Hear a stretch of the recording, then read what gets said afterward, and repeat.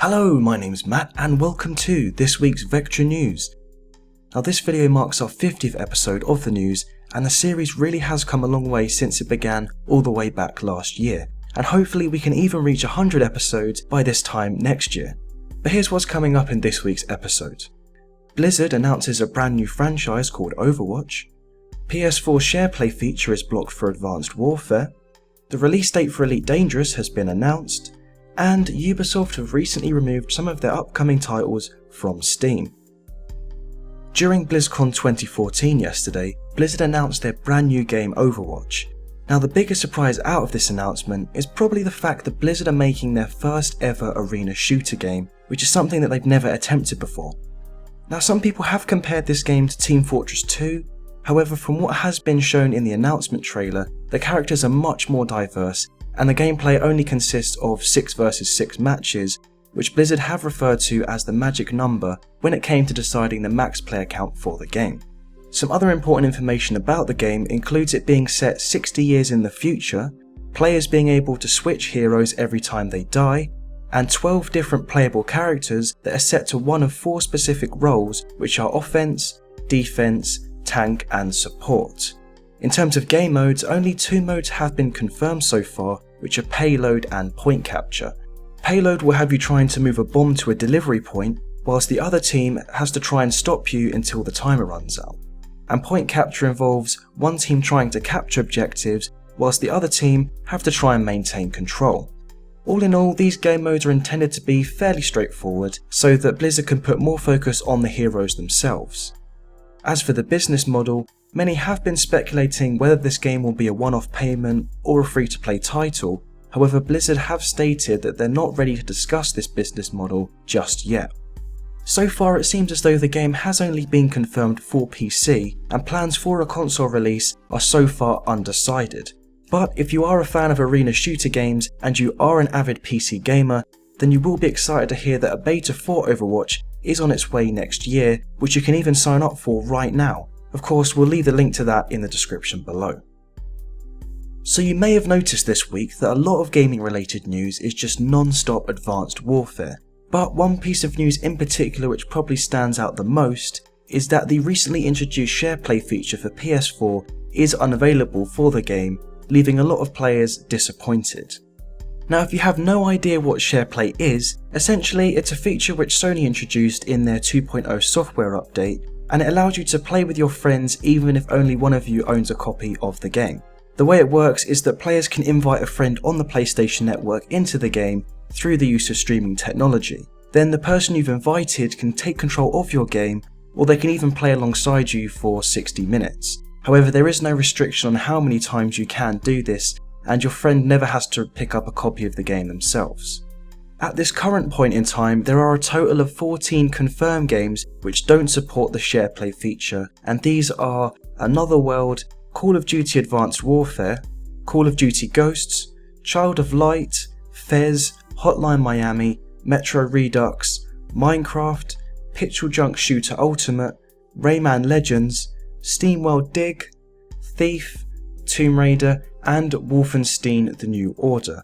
Now the 2.0 firmware for PlayStation 4 has had its fair share of problems. In fact, even last week Andy mentioned about Evolve's Big Alpha being postponed on the system because of this software.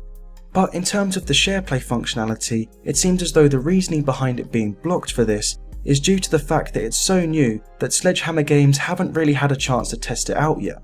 For a lot of the major game journalists out there, Sledgehammer did provide this following statement. Delivering a great gaming experience for our fans is top priority. We're focused on launching Advanced Warfare and ensuring that people have a great time playing it, which our fans seem to be. Shareplay is a new feature that was introduced as part of the recent PS4 firmware 2.0 update. Our engineers didn't have access to it before it launched, so we haven't had a chance to evaluate it to see how it will impact the experience across all modes of play. Of course, we wouldn't want to include a feature in our game without having the chance to test it. Once we've fully analysed its performance, we'll determine how to support it going forward. Sony have recently stated that publishers do have the option themselves to freely disable the Shareplay feature for their games, so potentially what might have happened is that Activision may have temporarily disabled it until they feel comfortable implementing it somehow.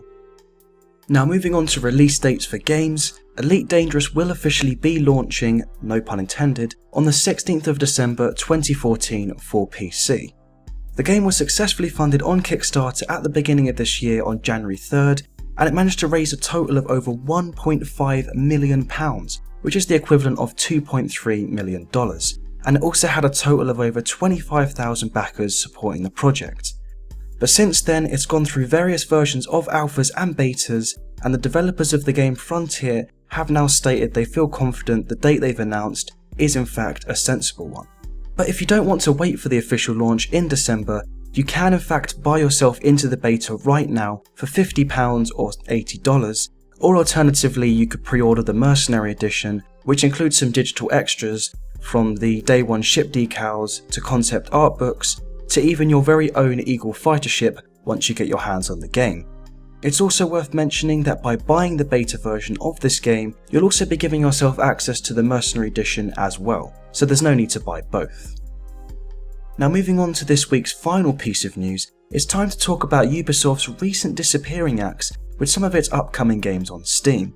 Earlier this week, 3 of Ubisoft's upcoming titles, which are The Crew, Far Cry 4 and Assassin's Creed Unity, were all removed from Steam in various countries, including the US and the UK.